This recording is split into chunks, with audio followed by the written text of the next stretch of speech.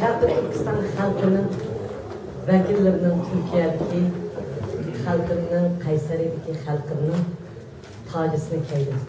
Altın tacı emas, gümüş tacı boğan bolsunmu, bu benim halkımın şeref tacısı beşimde kaydirilgen vazifesi.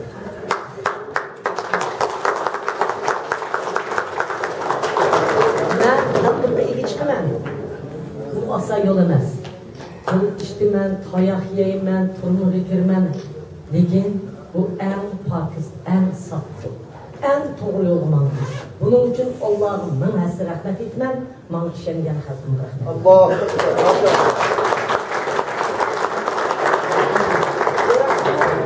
Şunu da yaraştı. Ya. Maşallah.